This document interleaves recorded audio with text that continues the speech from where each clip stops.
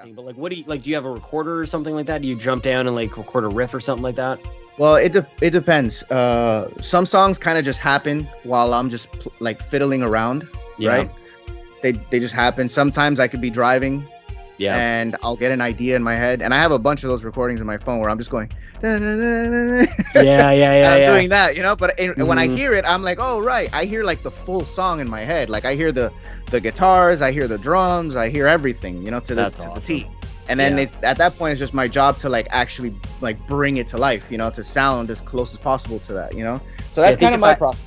I think if I did that, I couldn't get over just myself sounding silly. Like I would hear it, like I would be in that moment, go like, yeah, this is the idea, this is the song, and then I would get back later and I would hear my recording, and I would just hear the voice, and of course you're well beyond that, right? Like, you're hearing the actual like song itself. You're not hearing like your own performance. Like I would get stuck at that stage. That's a me problem. Yeah, no, I hear like a full production like track in my head. That's like awesome. So what you might hear on the recording might just sound like a guy just humming like one note, you know, or whatever. But trust me, there's like an organ, there's a bunch of synths going off, there's like a bunch of like hi-hat action going on, whatever it is, you know, like I'm hearing everything. So now at that point it's me just like fleshing it out.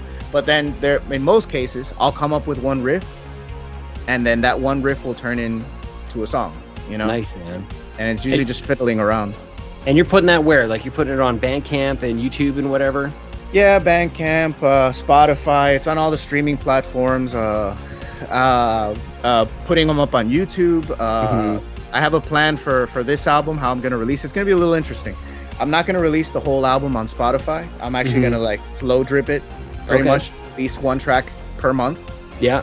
And there's 8 tracks, so it's gonna be pretty much 8 tracks over the course of 8 months. But next month, on the 22nd, October, the album will be up on Bandcamp. So if anybody does want to get the full thing, they can get it on Bandcamp. But whoever just wants to listen to it for free on streaming, you can just get one song at a time until the full album is up. You get what I'm saying?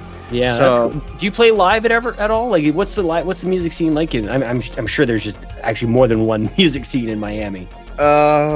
It's kind of weird. Is it? Miami? Yeah, because it's really, I can't really say that there is a music scene. I'm talking crap. There is a music scene, but it's just for the kind of stuff I'm doing, it's not really. There really isn't. The internet, the digital space makes more sense. Like looking at analytics and stuff like that, like people that are checking out my content, where they're from and stuff. I get a lot of attention from Brazil. Colombia, Russia, I think Sweden, like those countries, they love the stuff that I'm doing. But like in Miami, if I show them, like I've done that, I've actually shown people just like I'll just play it in the background or something, you know, and they'll be like, why are you playing movie like music, like new movie soundtrack music? This sounds like something from Terminator. And I'm like, sure. Well, at least you're right.